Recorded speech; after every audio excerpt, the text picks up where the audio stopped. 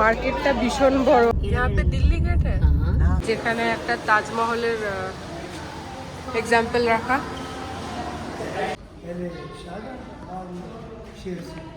আর এখন আমি যাচ্ছি একটা ভীষণ ইন্টারেস্টিং জায়গায়, যেটা হলো হীরা মান্ডি।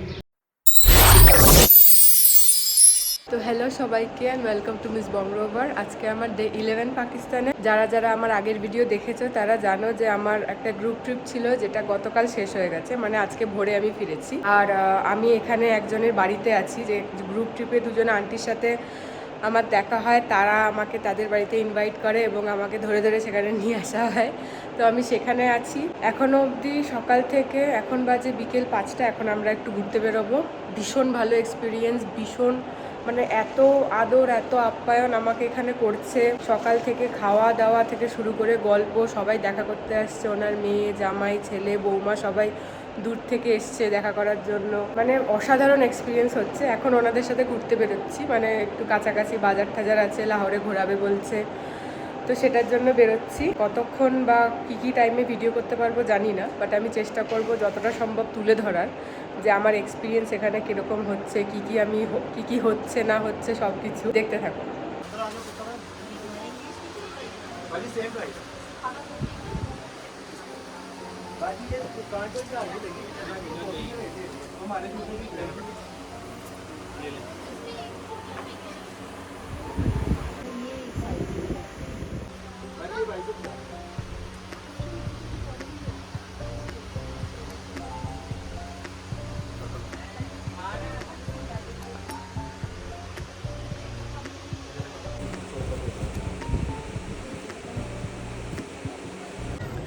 আমি এখন এসেছি লাহোর। আমি আছি পাকিস্তানের পাঞ্জাবে। এখানে একটা বাজার আছে যার নাম লিবার্টি বাজার, আমি সেখানে এসেছি। খুব সুন্দর চারিদিক, মানে ভীষণ সুন্দর চারিদিকের বাজার, চারিদিকের পরিবেশ। খুব সস্তায় রিজনেবল দামে এখানে জিনিসপত্র পাওয়া যায়। আমি দুটো সাদা কুর্তি কিনেছি, যেটা লেখা আছে মেড ইন ইন্ডিয়া। তো আমি সেটা দেখাবো পরে, আগে আমি চারিপাশটা দেখাচ্ছি।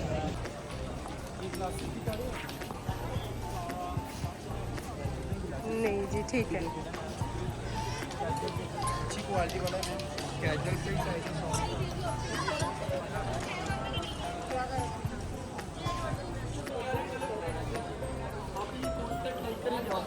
मच लोग प्राइस दे रहे हैं, बड़े अच्छे कलर दे रहे हैं।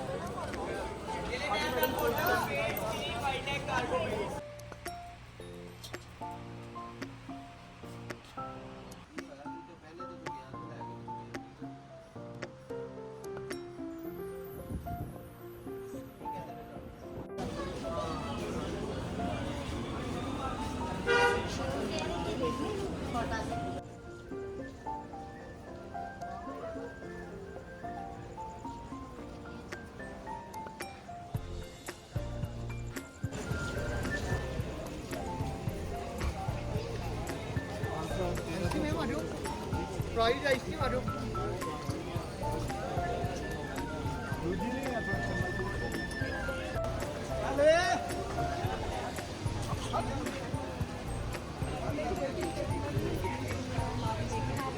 এখানে খুব ভালো ভালো ঘরে পরার জামা কাপড়, প্যান্ট কমফোর্টেবল পাওয়া যাচ্ছে, যেগুলো মেড ইন চায়না। তো সেখান থেকে আমি এখানে কিছু নিয়ে নিয়েছি। এরকম ধরনের প্যান্ট নিয়েছি তিনটে 1000 টাকা, মানে 1000 পাকিস্তানি টাকা। আর সেম হলো এরকম টি শার্ট নিয়েছি, যেটা 1000 পাকিস্তানি টাকা। ভীষণ ভালো কোয়ালিটি।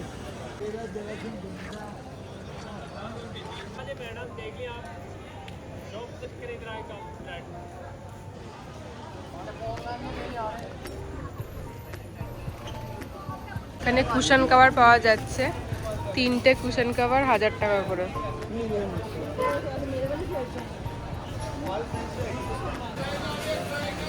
মার্কেটটা ভীষণ বড়, আর মানে লোকাল জিনিস থেকে আরম্ভ করে, মানে যেগুলো স্ট্রিটে বিক্রি হয় সেগুলো থেকে শুরু করে বড় বড় মল, যার ভেতরে ঢুকেছি। মল মানে ওই ব্র্যান্ডেড জামা কাপড়ের দোকান, কিন্তু ওখানে ভিডিও কলে অ্যালাউ নয় বলে করতে পারিনি। সব পাওয়া যায়। আর এখন প্রায় 10টা বাজে, আর উইকেন্ড বলে এখানে একটু উল্টো হয়, যে সবাই উইকডেসেই যা যা শপিং করার করে নেয়, উইকেন্ডে অতটা ভিড় থাকে না, উইকেন্ডে সবাই রেস্ট করে।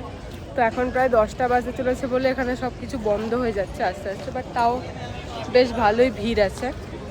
তো এখন আবার ফিরে যাচ্ছি বাড়িতে।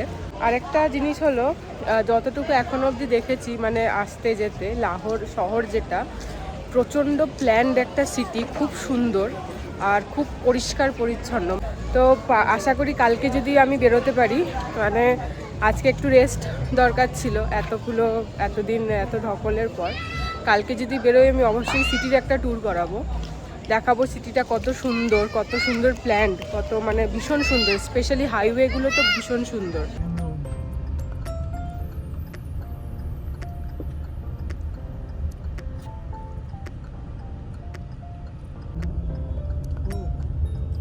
सब कुछ बांध दिए होगे वैसे से उधर ही जा रहे नहीं उधर से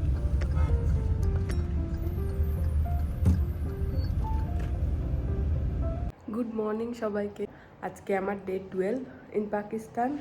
আমি আজকে আছি আন্টির বাড়ি। আজকে জাস্ট এখন সকালে উঠে রেডি হয়ে নিচে যাব ব্রেকফাস্ট করতে। তারপরে দুই আন্টি আমাকে নিয়ে যাবেন কিছু কিছু জায়গা লাহোরের যেগুলো একটু ইউনিক সেগুলো ঘোরাতে। তো আজকে হলো সেই দিন যখন আমি রাতে এখান থেকে চলে যাব, কারণ কালকে থেকে আমার নিজের প্ল্যান অনুযায়ী চলবো, যেখানে যেখানে ঘুরতে যাওয়ার আরও, কারণ আর কয়েকটা দিনই বাকি। আর খুব বাজে লাগছে আজকে চলে যাব, কিন্তু একটা জিনিস হলো যে মানে আমি যে কতটা থ্যাঙ্কফুল এনাদের কাছে, সেটা আমি মানে এনাদেরকে তো বলে বোঝাতেই পারবো না, তোমাদেরকেও হয়তো বোঝাতে পারবো না। ট্রিপে আমার অবস্থা খুব খারাপ হয়ে গেছিলো, ওনারা আমাকে এনে এখানে রেখে এত যত্ন করে দুদিনে আমি প্রায় মানে ভালো রকম সুস্থ। তো সেটাই, তো আজকে যা যা করবো সেগুলো অবশ্যই দেখাবো, অবশ্যই শেয়ার করব। ভিডিওটা শেষ অবধি দেখো, কেমন লাগলো অবশ্যই জানিও। আর এই হলো সেই টি শার্ট যেটা আমি কালকে কিনেছি, কুর্তা টাইপের এরকম আছে, আরেকটা আছে মানে খুব নর্মাল আর প্রচণ্ড মানে কটন আর খুব কমফোর্টেবল, এখানে যেহেতু গরম।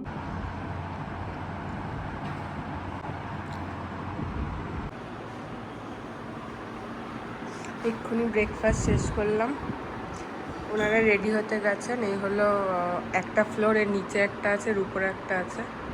এখন যাব আমি গুছাতে।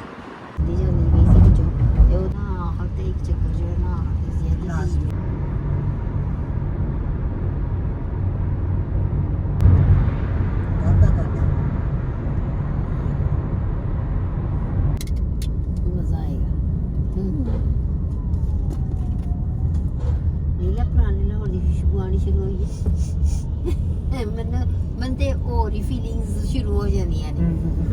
मेरा हाल है, मेरा पहला जना मोरे लोर होया था। हां इतनी खुशी नहीं है ना पुराने लोर आगे मैं देखया ते नहीं, मुझे शौक बहुत है, लेकिन वो जो हवेलियां ने और जो महल्ले ने बड़ी छोटी-छोटी गलियां उन्हां विच वड़ के घूमना फिरना।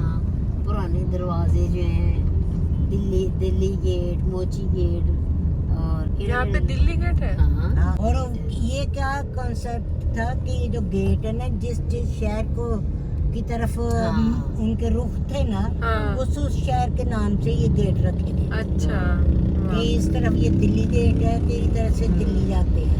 अच्छा, इस तरफ ये है, इस तरफ वो है। कुछ ऐसे भी हैं जो उस वक्त के मजदूर थे ना, जैसे मोची गेट जी, तो जो मोची का जूते हाँ मोची कारीगर उनके नाम से इसी तरह ये सारे। अच्छी बात है। ये वाला फ्लाईओवर नहीं था ना जब, हाँ तब बहुत जो है ना, ये वाला हाँ तब जो है ना बहुत ज्यादा हो जाता था, स्यापा पड़ जाता था। एक्सीडेंट नहीं जाना, बस वो एक्सीडेंट तो है नहीं इतने, लेकिन अब काफी आसानी हो गई जी, जी, हाँ है बनने से, पुल बनने से।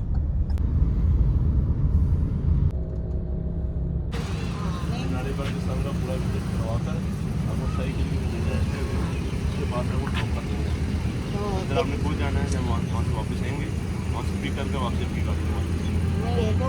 पहले शाही के लिए नहीं, मैं तो पहले आने को ले है विजिट कर।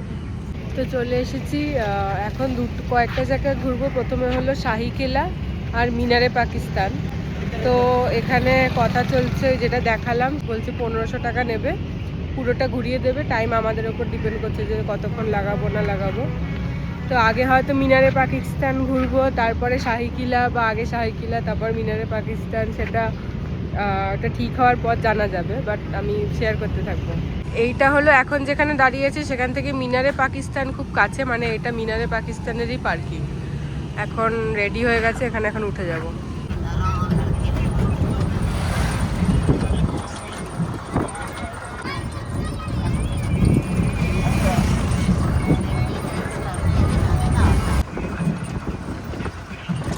চলে এসেছি মিনারে পাকিস্তানের সামনে। আর এটা হলো চারিদিকে খুব সুন্দর এখানে পার্ক টাইপের করা, যেখানে গাছপালা লাগানো, ঘাস, সিট, বসার জায়গার ব্যবস্থা আছে। এবার আমি মিনারে পাকিস্তানটা দেখাচ্ছি কীরকম দেখতে। লাহোরের মিনারে পাকিস্তান স্বাধীনতার ইতিহাসের এক গুরুত্বপূর্ণ স্মারক। 23শে মার্চ 1940 সালে এই স্থানে অল ইন্ডিয়ার মুসলিম লীগ লাহোর প্রস্তাব পাশ করেছিল, যা পাকিস্তান রেজলিউশন নামেও পরিচিত। এটি ছিল ব্রিটিশ ইন্ডিয়ার মুসলমানদের জন্য একটি পৃথক ও স্বাধীন রাষ্ট্রের প্রথম দাবি, যা 1947 সালে পাকিস্তান জন্মের পর তৈরি করে। 1960 থেকে 1968 সালের মধ্যে নির্মিত এই টাওয়ারটি আজ গ্রেটার ইকবাল পার্কে অবস্থিত। তো চারিদিকটা এখানে বেশ সুন্দর, বেশ শান্তি টাইপের, একটু ঘুরুর আওয়াজ হচ্ছে গাড়ি ঘোড়ার, বাট তাছাড়াও মানে পার্কটা বেশ সুন্দর। লাহোরকে সিটি অফ গার্ডেন্সও বলা হয়, কারণ এখানে এরকম ধরনের গার্ডেন টাইপের পার্ক প্রচুর আছে, বড় বড়। চলে এসেছি শাহী কিলার সামনে, এখানে বেশ সুন্দর সুন্দর ঘোড়ার গাড়ি দাঁড়িয়ে। এই হলো শাহী কিলা, আর ঠিক এর পাশেই রয়েছে গুরুদুয়ারা। এইটা এখান থেকে এন্ট্রি টিকিট, লেখা আছে লাহোর ফোর্ট। চারিদিকে লোকজনের ভীষণ ভিড় এখানে। এটা একটা খুব টুরিস্টিক স্পট, তবে লোকাল টুরিস্টিক স্পট। এখানে আমি কোনো ফরেনার তো দেখছি না। এখানে এই দুজন আন্টি দাঁড়িয়ে, আর এই হলো টিকিটের প্রাইস। আমার জন্য টিকিটটা অনেক বেশি হওয়ার কথা, যেহেতু আমাকে দেখে এদেরই একজন মনে হয়, তাই এরা বলেছে কাউকে কিছু বলার দরকার নেই, তুমি জাস্ট আমাদের সাথে নর্মাল টিকিটেই ঢুকে যাবে। ঢুকে গেছি লোকাল টিকিটে। এবার আমি দেখাচ্ছি কেলাটা। এটা হলো শুরু।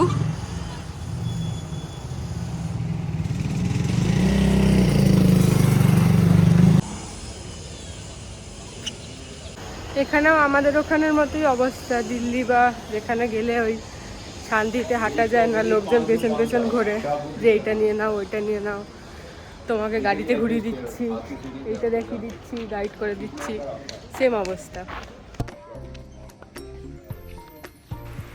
লাহোর কেল্লা বা শাহী কিলা পাকিস্তানের লাহোর শহরে অবস্থিত একটি প্রাচীন ও অনন্য স্থাপত্য শিল্পীর নিদর্শন। এই কেল্লাটি ইউনেস্কোর বিশ্ব ঐতিহ্যবাহী স্থান হিসেবে স্বীকৃত এবং মুঘল সাম্রাজ্যের শিল্প ও ঐতিহাসিক সুনামের এক উজ্জ্বল প্রতীক।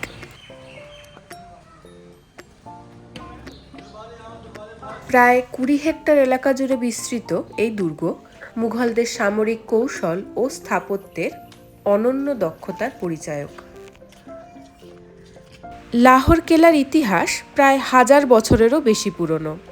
ধারণা করা হয় 11শো শতাব্দীতে সুলতান মাহমুদ গজনির শাসনকালে এখানে একটি প্রথম দুর্গ নির্মাণিত হয়েছিল।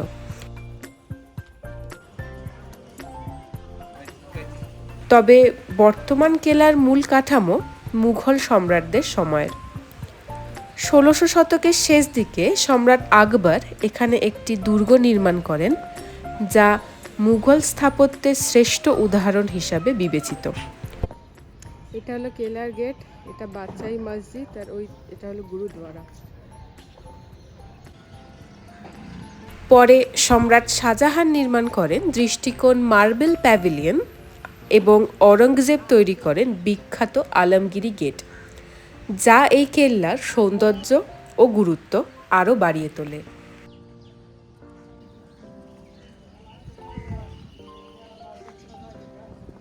এইখানে এখন মেনটেনেন্সের কাজ চলছে এই কেল্লার। আর কেল্লাটা আগে মানে যবে তৈরি হয়েছিল, তবে যে যে ম্যাটেরিয়াল দিয়ে তৈরি হয়েছিল ওরা সেইগুলো দিয়েই এখানে মেনটেনেন্স করে। তো সেইগুলো হলো এখানে আছে কাসুরি মিট্টি, ये वाला?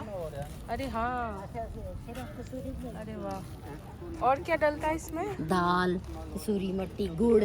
दाल, कसूरी मेथी और गुड़, ये मिक्स है शायद यहाँ पे। ये वही चीज वो बना रहे हैं ना, वाह। जो पहले।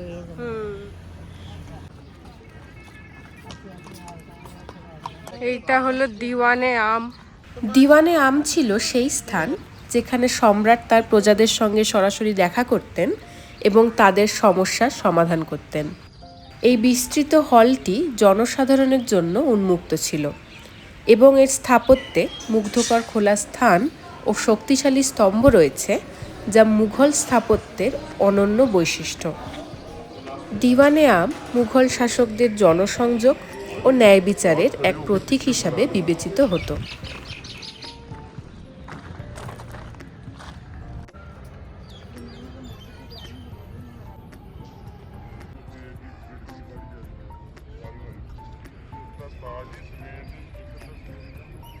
सही गल है भाई पाकिस्तान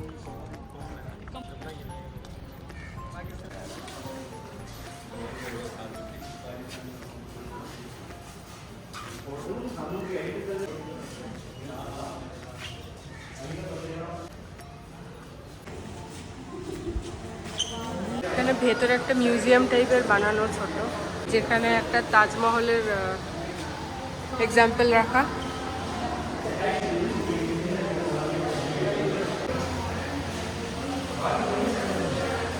গরমে আমি প্রায় গলে গেছি। এখানে আজকের গরম হলো 35 ডিগ্রি, আর রোদের তাপটা মারাত্মক, ওই জন্য প্রচণ্ড কষ্ট হচ্ছে, মানে ঘামটা প্রচণ্ড হচ্ছে। এই যে রুমটা, এটা কিন্তু আগে ছিল জাহাঙ্গীরের বেডরুম, যেটাকে এখন একটা ছোট মিউজিয়াম বানিয়ে দেওয়া হয়েছে। এইটা ছিল বেডরুমটা, আমি ভালো করে দেখাচ্ছি। এই হলো জাহাঙ্গীরের বেডরুম, যেটা এখন হয়েছে মিউজিয়ামে পরিণত।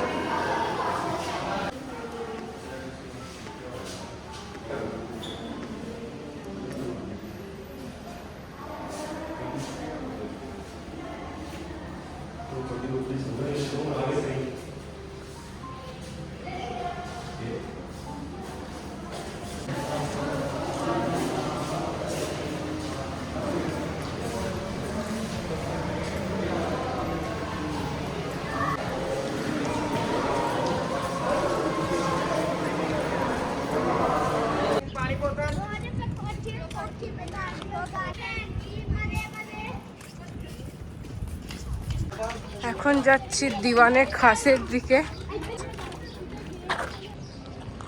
এটা হচ্ছে দিওয়ানে খাস।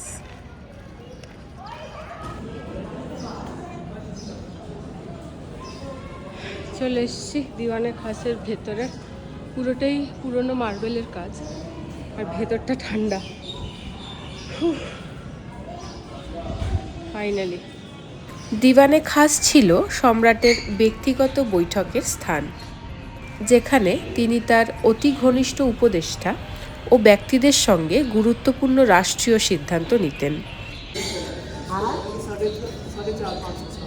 450-500 साल पहले चलता था, अब नहीं चलते। এটা একটা ফাউন্টেন ছিল আগে, যেটা 450-500 সাল মানে বছর আগে চলতো। এখন মার্বেল ও জটিল নকশায় সজ্জিত এই দেওয়ানে খাস মুঘল স্থাপত্যের শৈল্পিক দক্ষতা ও ঐতিহ্যের একটি প্রতীক, যা এই হলটিকে এক মহিমাত্মিক রূপ দিয়েছে।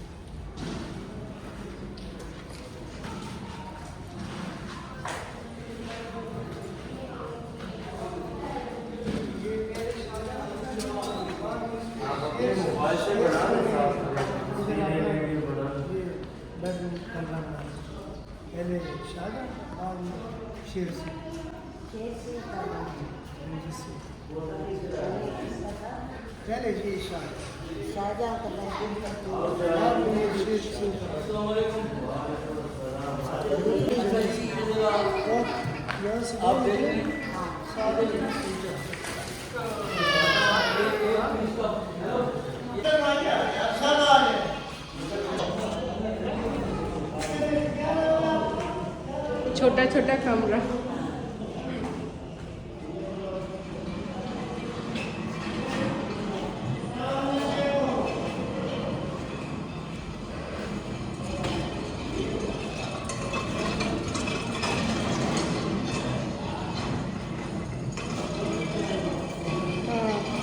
पानी का ये नहीं पानी के लिए खुफिया रास्ते जो तो अच्छा, वो भागने के लिए या कुछ छुपाने के लिए। हाँ,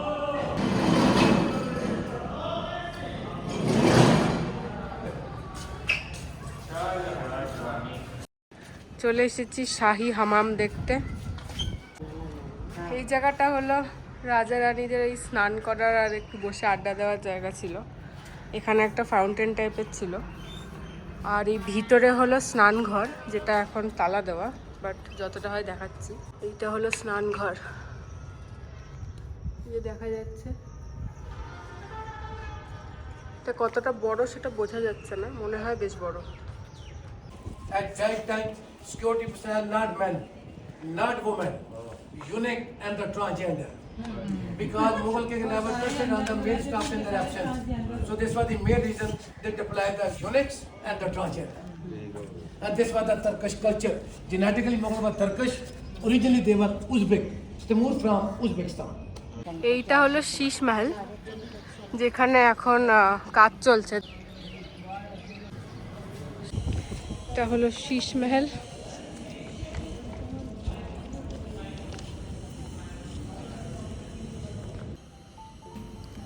সম্রাট শাহজাহান কর্তৃক নির্মিত শীষ মহল মুঘল স্থাপত্য শৈলীর এক অসাধারণ নিদর্শন।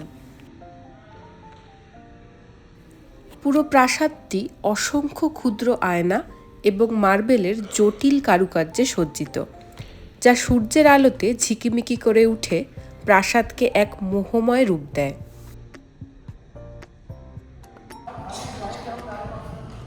শীষমহল মূলত রাজপরিবারের ব্যক্তিগত আবাসস্থল হিসাবে ব্যবহৃত হতো, যেখানে গোপনীয়তা এবং বিলাসিতার মেলবন্ধন ছিল স্পষ্ট।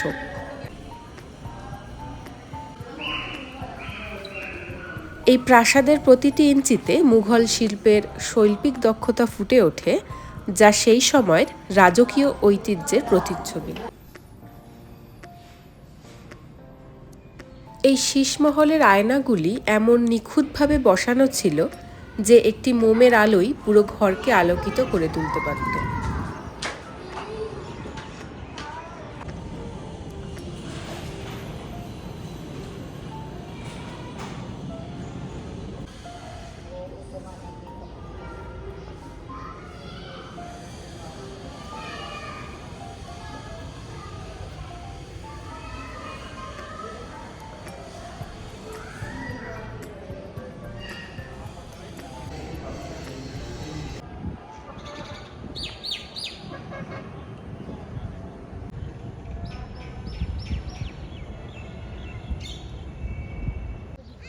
লাহোর ফোর্ট দেখা শেষ, এবার যাচ্ছি বাদশাহী মসজিদের দিকে। বাদশাহী মসজিদ মুঘল সাম্রাজ্যের আরেকটি বৃহত্তম ও দৃষ্টিনন্দন স্থাপত্য। সম্রাট ঔরঙ্গজেব 1673 সালে এই মসজিদটি নির্মাণ করেন, যা মুঘল স্থাপত্য শৈলীর সৌন্দর্য ও মাহাত্ম্যকে প্রতিফলিত করে। এইটা হলো বাদশাহী মসজিদটা। এর ভেতরে ঢুকবো না, কারণ এখানে জুতো খুলে ঢুকতে হবে, আর মারাত্মক গরম, পা পুড়ে যাচ্ছে, তাই আর এবারের মতো ঢুকলাম না। আর এখন আমি যাচ্ছি একটা ভীষণ ইন্টারেস্টিং জায়গায়, যেটা হলো হীরা মান্ডি।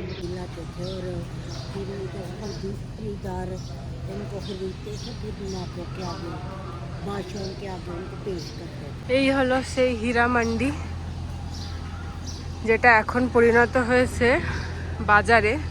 হোটেল, বাজার, এগুলো সব এখানে হোটেল। আগেকার কিছু কারুকার্য এখানে রয়েছে, যেমন এইগুলো। বেশ বড় এরিয়া এটা, ওইদিকেও অনেকটা জায়গা আছে, এইদিকেও অনেকটা রয়েছে। হীরামান্ডির যে এন্ট্রান্সটা হীরামান্ডি বাজারে, সেটা হলো শাহী মসজিদের একদম খুব কাছেই। এখানে রাস্তাও বন্ধ করে দিয়েছে অনেকটা।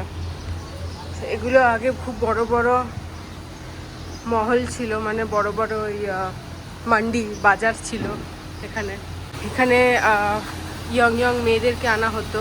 বাচ্চার যারা নিজস্ব লোক ছিল, তাদের কাছে ওদেরকে আর কি পেশ করা হতো।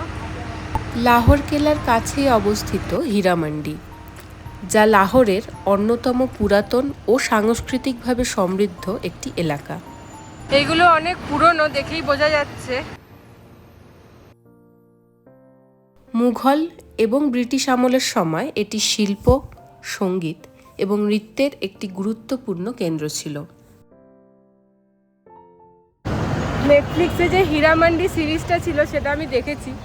সেটা দেখার পর এখানে যখন আসলাম তখন আমার ফার্স্ট ইচ্ছা ছিল যে এখানে আমি হীরামান্ডি ঘুরে আসবো। তো এই হলো হীরামান্ডি।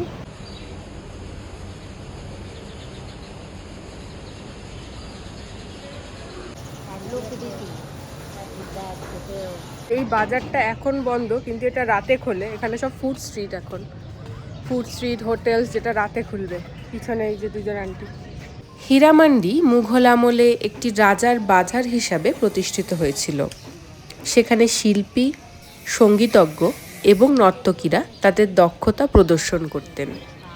এখানে তৎকালীন নর্তকী ও সঙ্গীত শিল্পীরা ছিলেন অত্যন্ত বিদ্যমান ও শিল্পকলায় প্রশিক্ষিত।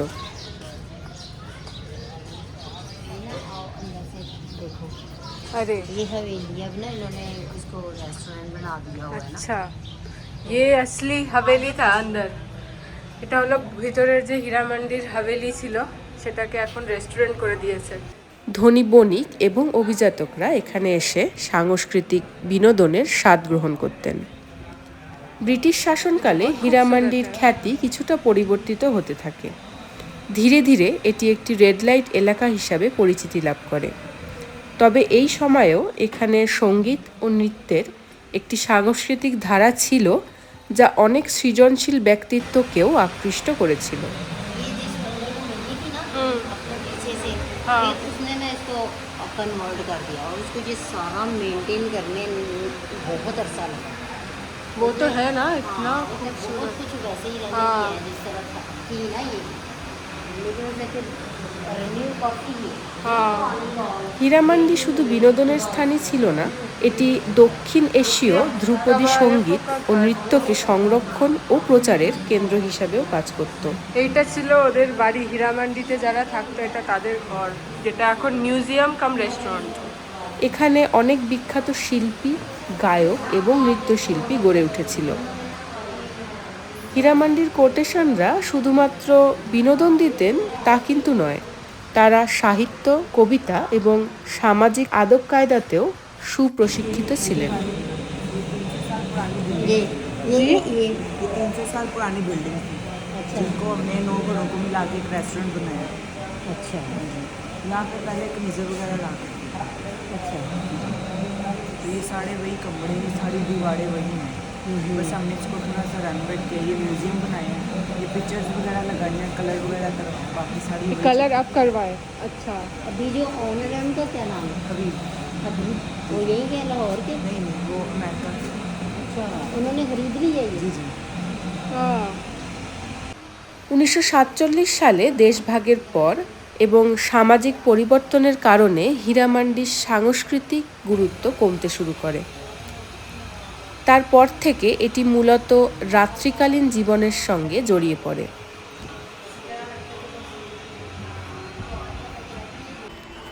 কিছু সাংস্কৃতিক সংগঠন এখানকার হারানো ঐতিহ্য পুনরুদ্ধারের চেষ্টা আজও চালিয়ে চলেছেন, কিন্তু এর পূর্বের গৌরব এখন আর নেই।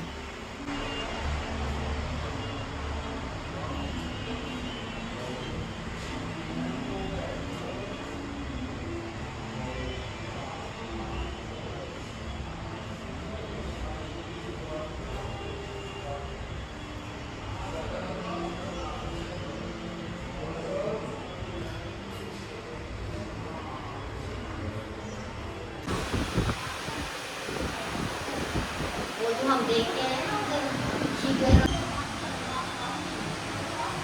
ये चीज़ें भी आपने बुक करवाई, ये रोज़ है। হীরামান্ডির এই যে মহলটা, যেখানে প্রায় 9টা ঘর ছিল আগে, সেটাকে ভেঙে এখন একটা করা হয়েছে। আর এখানে থাকতো যারা মেন কানিজ হতো তারা এখানে থাকতো, আর বাকি যে বাইরে যেগুলো আছে সেগুলোর মধ্যে বাকিরা থাকতো, বাট এইটা ছিল মেন যেখানে রাজারা আসতো। এখন আমি এসেছি 4th ফ্লোরে, যেটা এখন মেনলি রেস্টুরেন্ট এখানে। বাট এখানে যে কাজগুলো দেওয়ালের সেগুলো কিন্তু এখনও আছে, মানে ব্যাপারটা এখনও মেনটেন রয়েছে, দেখাচ্ছি।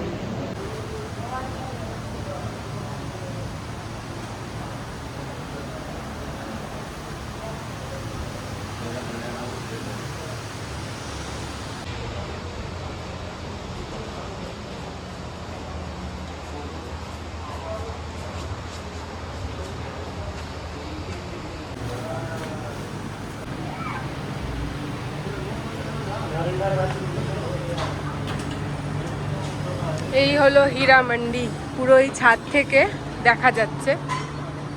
এগুলো পুরোটা হীরা মান্ডি। এই যে এখানে হলো বাদশাহী মসজিদ, একদম বাদশাহী মসজিদের পাশ থেকে। এটা হলো মেন হীরা মান্ডির কিলাটা, যেখানে মানে মেনরা থাকতো। মেন মানে ওই বাদশাহ খাস এরকম যারা ছিল, আর বাকি যে জায়গাগুলো সেখানে থাকতো নর্মালরা।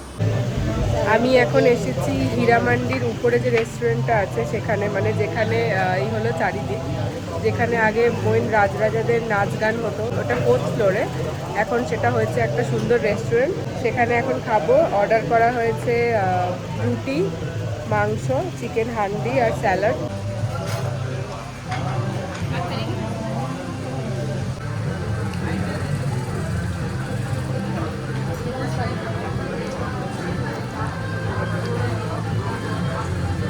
এই যে হীরা মান্ডির রেস্টুরেন্ট, আর সেখান থেকে একদম জানলা থেকে দেখা যাচ্ছে এটা হলো বাদশাহী মসজিদটা, যেটা এখান থেকে দেখা যাচ্ছে, যেটা আমি ঢুকতে পারলাম না। এটা ঠিক এরমই আছে, উঠে এই ভেতর থেকে এসে এখানে বিশাল বড় একটা ছাদ ছিল।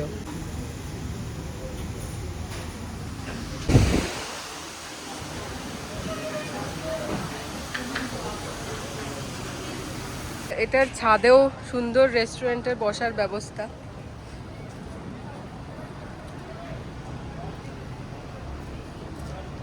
ওপরেও আছে।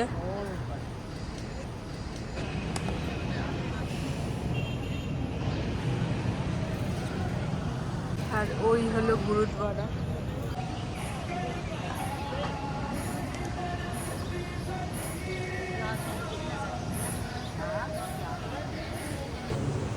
वो अब किया हाँ, उसको कॉल करके कहते हैं जब गाड़ी में करके मुझे फोन कर।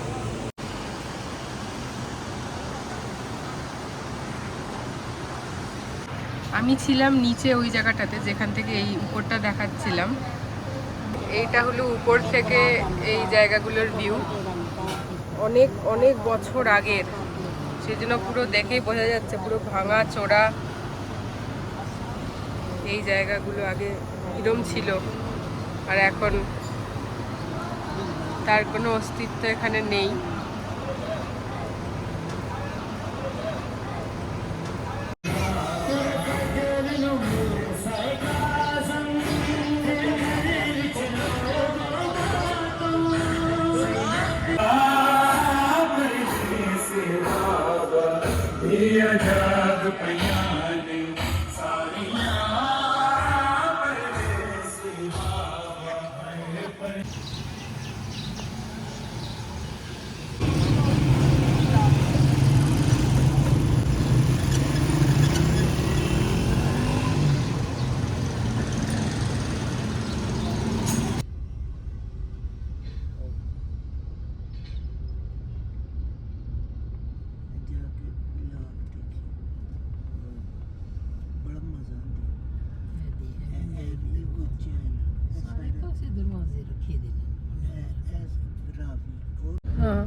टूरिस्ट से भरा होता था, अब आते ही बहुत कम है।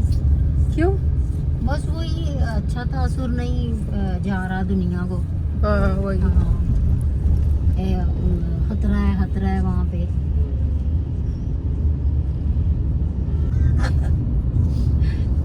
जाना चाहिए ना, कराची भी बड़ा मजेदार खूबसूरत। मैं एक दो दफा गई थे लेकिन ओहे के मुझे बहुत ज्यादा रेस्टोरेंट जेडे ने खूबसूरत बनाए हैं।